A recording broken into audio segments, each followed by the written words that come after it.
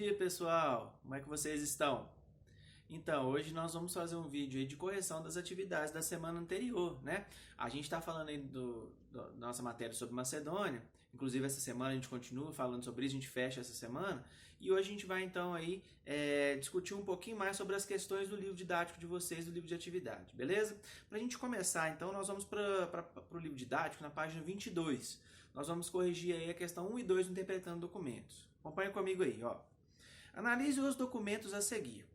Se os gostos do seu fundador serviam de parâmetro, Alexandria estava destinada a se tornar uma cidade livresca. O pai de Alexandre, Filipe da Macedônia, contratara Aristóteles para ser tutor particular do filho, e graças aos ensinamentos do filósofo, Alexandre tornou-se um grande amante de todos os tipos de conhecimentos e leituras. Leitor tão ávido, de fato, que raramente deixava de ter um livro consigo. Certa ocasião, viajando pela Ásia e estando desprovido de outros livros, mandou que um de seus comandantes lhes enviasse vários. Foi devidamente atendido, recebendo a história de Filisto, várias peças de Eurípides, Sófocles e Ésquilo, e poemas de Telestes e Filoxeno, né? E aí é legal, a gente já estudou alguns desses camaradas aí que ele está lendo, né? Autores de teatros gregos como Sófocles, o Ésquilo, entre outros, né? E outro ponto importante, gente, é que a gente estudou esse ano já que imagem também é documento, também é fonte histórica. Então é importante vocês analisarem a imagem também. Olha só, entrada de Alexandria em Babilônia.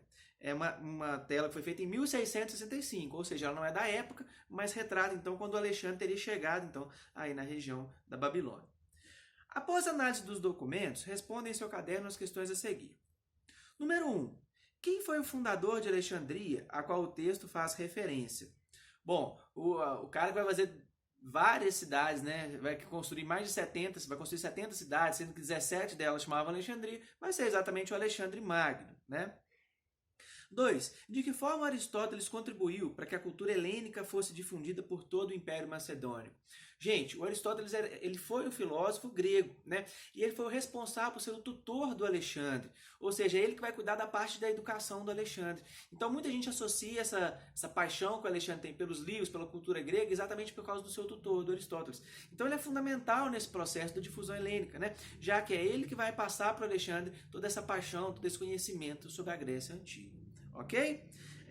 Então, a 3 e a 4 eu não tinha pedido para vocês irem na semana passada. Dá uma acompanhada então aí nas respostas dessas duas questões aí. Joia? Vamos para a página 24 aí agora então. Hora de estudo. Estabeleça a relação entre as guerras que envolveram as cidades e estados gregas e a dominação macedônica na Grécia na Antiguidade. Esse eu acho que é o tema que talvez esteja mais tranquilo para vocês. A gente falou bastante. As guerras entre os gregos, entre as cidades e estados gregos, gente, elas vão enfraquecer demais todas as cidades, né?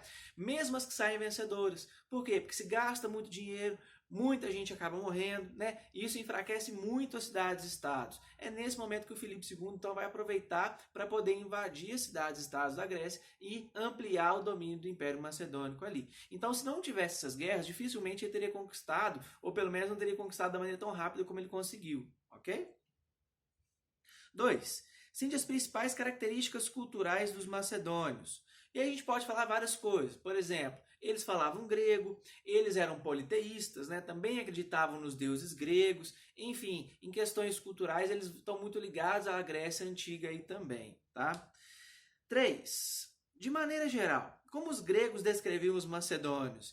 E aqui é interessante dizer que os gregos eles meio que desprezavam os macedônios, eles achavam os macedônios um povo meio aquém deles, abaixo deles, né? Achavam que eles eram bárbaros, que eles bebiam demais, faziam muita algazarra, não era um povo muito inteligente. Enfim, os gregos eles desprezavam muito os macedônios. E talvez seja um dos motivos, inclusive, que facilitou a tomada aí de toda a Grécia pelo Filipe II, né? Esse fator aí.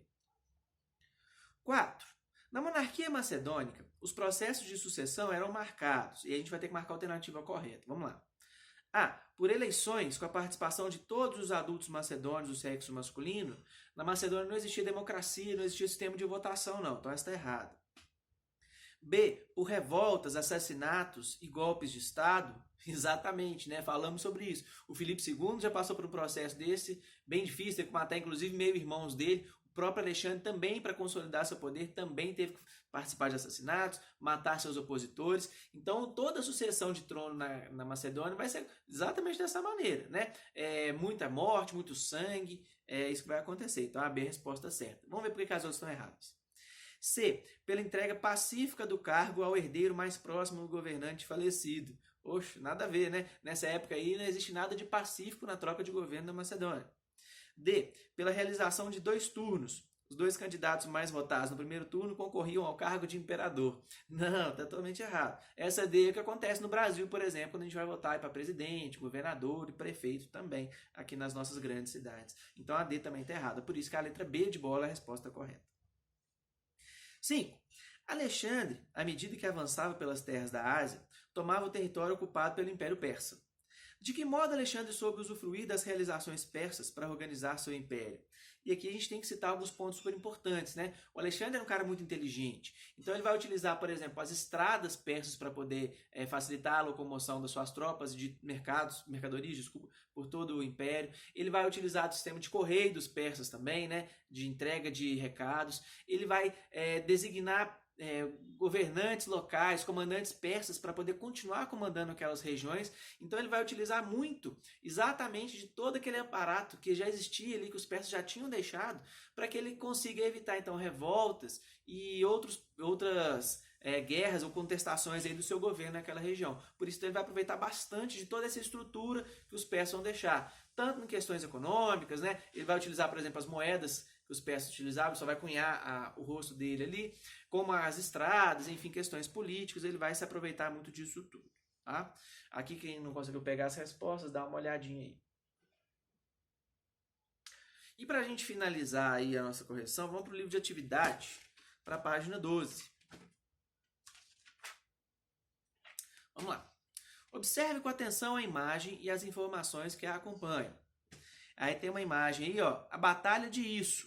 Mosaico de seixos formado por aproximadamente 2 milhões de peças de vários tipos de mármore, né? Tá no Museu Arqueológico Nacional de Nápoles, em Nápoles. No mosaico, as tropas macedônicas, lideradas por Alexandre, enfrentam os exércitos persas, liderados por Dario III. Alexandre se encontra à esquerda, montado em seu cavalo bucéfalo. O rei persa aparece mais à direita sobre um carro de batalha e com a cabeça coberta. Com base na imagem e dos seus conhecimentos, responda às questões. A.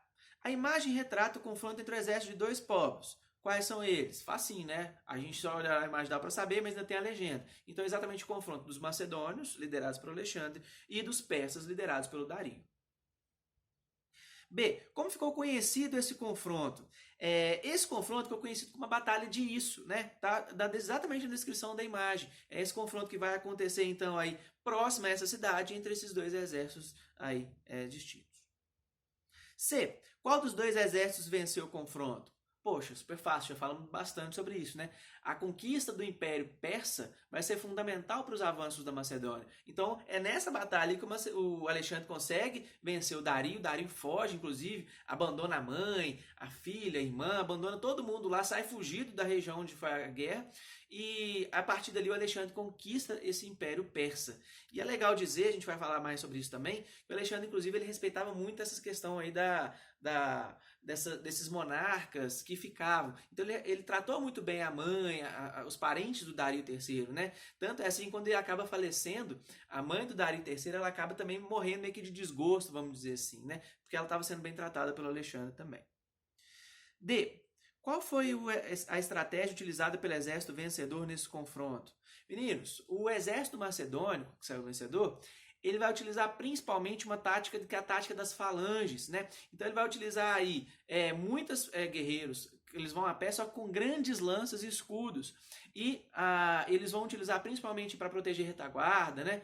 Os cavaleiros macedônicos. Então eles têm táticas militares muito interessantes que muitos não conheciam até aquela época, né? Então, principalmente essa questão aí das falanges da Macedônia são fundamentais para as grandes vitórias aí do Império do Alexandre, tá? Então, sem dúvida, essa vai ser a grande estratégia utilizada, né? Utilizar as falanges e também aí os cavaleiros dispostos de maneira completamente estratégica para poder vencer o seu inimigo aí, ok?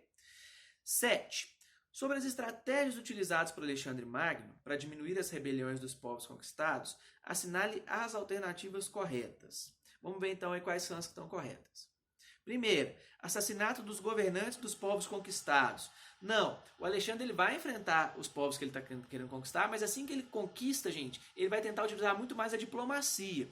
Então não é que ele não utilizava, ele não guerreava, ele não utilizava métodos cruéis, ele até utilizava também. Mas depois de conquistado, até a tática dele era voltada para a diplomacia, ou seja, tentar manter a paz e impedir que esses povos dominados se rebelassem contra ele. Então essa está errada. Segunda, B. Nomeação de generais de confiança para governar os territórios. Sem dúvida. Então ele vai nomear generais do Império Macedônico para controlar territórios, mas também vai nomear aí pessoas, inclusive, do Império Persa e dos povos conquistados aí para poder comandar em nome dele, né? Então ele faz essa tática da diplomacia, mais uma vez aí, para tentar juntar todo mundo dentro do Império Macedônico. Lembra que eu falei para vocês, outra tática importante que ele utilizava era inclusive o casamento entre macedônicos e outros povos. Então ele tentava, assim, de todas as maneiras, colocar pessoas da confiança dele para comandar esses territórios. A B então está certo. C. Destruição total das cidades conquistadas como forma de intimidação. Errado, né? Ele não só vai tentar manter aquelas cidades conquistadas, como vai criar outras cidades e vai tentar levar essa cultura helênica para todas elas, né? Então ele vai fazer isso, é importantíssimo, né? Exatamente nesse processo de difusão da cultura helênica, né? Por quê? Porque ele vai criar bibliotecas, ele vai levar a questão da arte, do teatro, da escultura, tudo isso, então ele vai tentar difundir ao máximo possível. A ideia dele não é destruir, a ideia dele é construir um grande império da Macedônia. Então a C está errada.